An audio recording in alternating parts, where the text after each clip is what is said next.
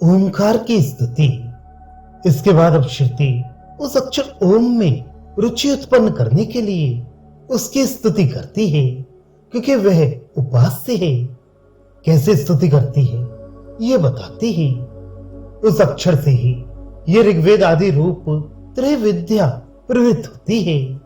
ओम ऐसा कहकर ही अर्धवायु आश्रावण कर्म करता है। ओम ऐसा कहकर ही होता शमसन करता है तथा ओम ऐसा कहकर ही उद्गाता उद्गान करता है।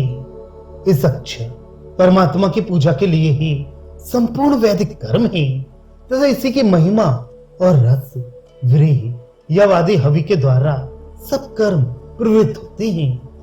उस प्रकृत अक्षर से ही यह ऋग्वेद आदि रूप त्रैविद्या अर्थात त्रैविद्या से विधान किया हुआ कर्म प्रवृत्त होता है, क्योंकि आश्रवण आदि कर्मों द्वारा स्वयं त्रैविद्या ही प्रवृत्त नहीं हुआ करती।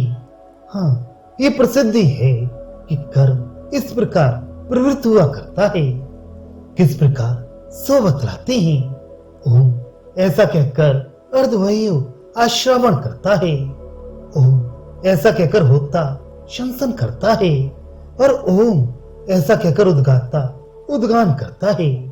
इस प्रकार आश्रवण आदि तीनों कर्मों के समाहार रूप लिंग लक्षण से जाना जाता है कि यह सोमयाग का वर्णन है तथा वह कर्म भी इस अक्षर की ही अपचिति पूजा के लिए है, क्योंकि वह परमात्मा का प्रतीक है। अतः उसकी पूजा परमात्मा की ही पूजा है।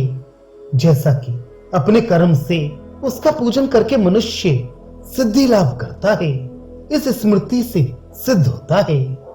तथा इस अक्षर की महिमा महत्व यानी ऋत्विज एवं यजमान आदि के प्राण से ही तथा इस अक्षर के रस व्रीहि या वादी रस से निष्पन्न हुए भविष्य से ही वैदिक कर्म संपन्न होते हैं। तो क्या वे प्राण और हवि उस अक्षर के विकार हैं, इस पर कहते हैं। वे याग होम आदि इस अक्षर के उच्चारण पूर्वक ही किए जाते हैं।